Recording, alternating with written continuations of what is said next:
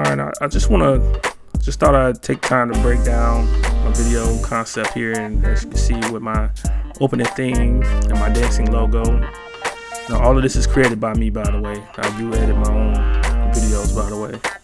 The logo is my design as well. Creativity is just one of my passions. Feel free to share what you think about the opening theme and the logo of the show, or the show as a whole. I always accept criticism. I'm good with it. And as for the title of my channel, by the way, Quiet Guy. In case you're probably wondering, where does that name come from? Why the Quiet Guy? Of course, I've been asked, what would I call myself once I start speaking out in my videos? I won't be so quiet then. Well, considering that being a YouTuber, makes you more outspoken and not really quiet anymore. Well, I've already broken down as to what the quiet guy is, or who that quiet person is.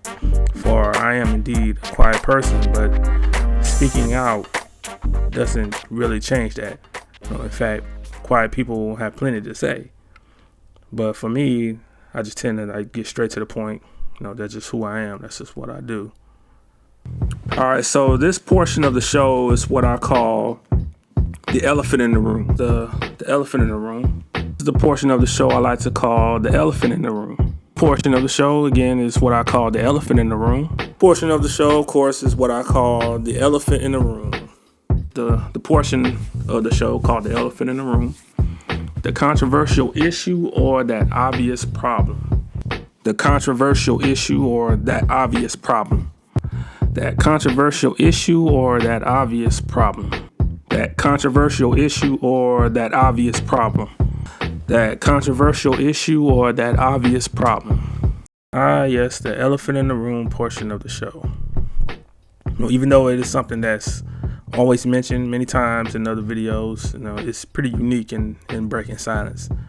As you hear, I mentioned the definition of the elephant in the room. That controversial issue or that obvious problem. Folks are known to be silent when there's something needed to be addressed. There's that figurative elephant in the room, and when you address that elephant in the room, you point it out. That's called breaking the silence, and that's where my title comes from. And I love my little elephant dancing around there.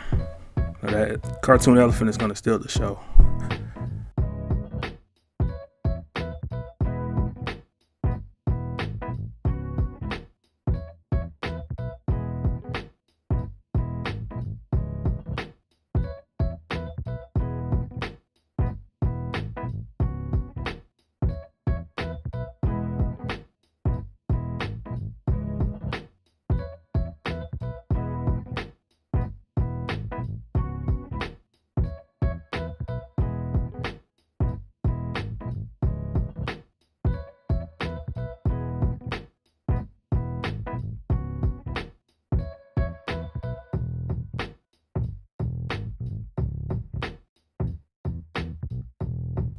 And overall, Breaking Silence is about transparency, getting to the point. That's the attitude, and saying what needs to be said. Which takes me to what I've spoken about so far in my videos. The main topic, or how to say the bigger topic that I speak about the most is it's a pretty hot topic, and as I've mentioned in all the videos, and that's modern relationships or modern women. And I know it does kind of look like women are being picked on, but I think it is because we care. It's all about getting better collectively. We're stronger together. And my modern relationship topics, I think, are fair, or at least I try to make it that way. I can go on about this topic on, and I look forward to sharing more and collaborating with some folks as I continue to establish my channel here. As a simp. In the Webster Dictionary, by definition, it is a silly or foolish person. And in the urban definition, it is defined as a man that is overly desperate for a woman, especially if she's a bad person or has expressed disinterest in him which he continues to obsess over. And is also referred to as a man who is overly submissive to a woman and gains nothing from it. So I guess my issue here is that the stepfathers are often being labeled a simp. I know plenty of good men out there who's taking on the role of and doing well without the drama, and I just think it's out of line to be putting them in that category. And if you think you just put a good man on the shelf, because of that 304 phase and that bad boy fetish, and then you turn around and expect a good man to take you in when you all ran up and ran out, and you're sadly mistaken. I mean, don't even waste your time if you got kids and multiple baby fathers. Okay, my beautiful black people, I want to show you something. This is how the lawyers are getting these white people off on charges after they kill us, okay? This is from the Supreme Court of the United States. And basically, this is from the Dred Scott case versus John F.A. Sanford. And if you take a look down here, it tells you that this is how they're getting white people off for killing us. Persons of African descent cannot be, nor were ever intended to be, citizens of the United States. This is in the Constitution. Another topic I speak about is advocating for black men and black fathers, the good ones.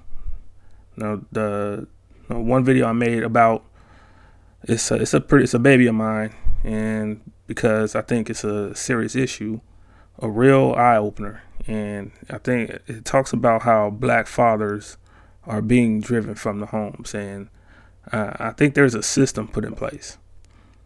And what has started off as an observation of mine has started to become a real fact. And I think we should talk more about this. And I hope we can touch more on this and what we can do better. Okay. Meanwhile, it's justified. Do you have moms in booty shorts, taking pictures on IG or with their young daughters wearing the exact same thing?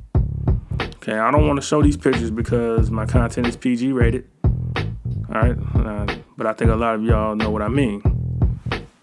So the system is this, starting with feminism to wrongfully encourage women to obsolete men, then highly targeting the black homes. That is what I believe is the blueprint.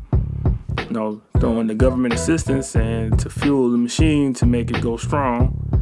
Even though we make it easy for the system to take aim, black men and fathers, we still must do our part, because the aim will always be there.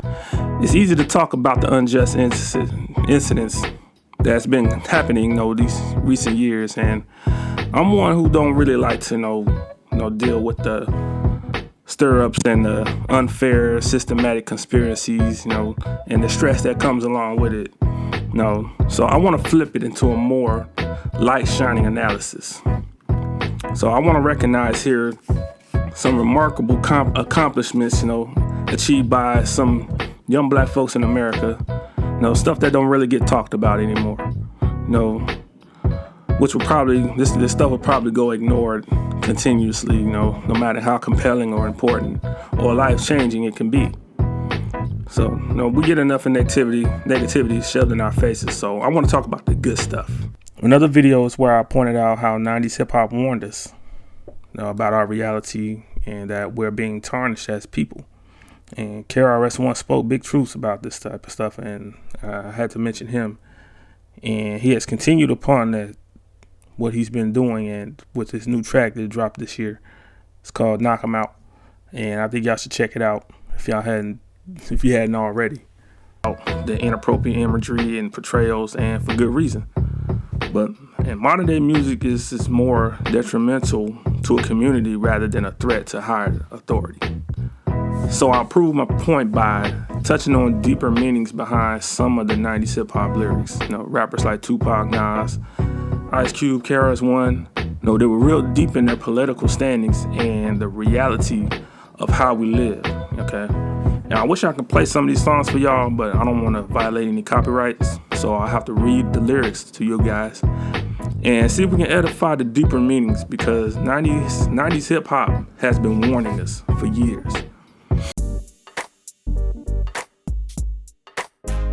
So the whole advocating for black men and the manosphere and backing Kevin Samuels has been an invite from plenty of YouTubers out there, such as O'Shea Duke Jackson, Rubo Zaman, Pink Book Lessons, Lead Attorney, River TV, many others, and has compelled me to make a channel, and that's why The Quiet Guy exists.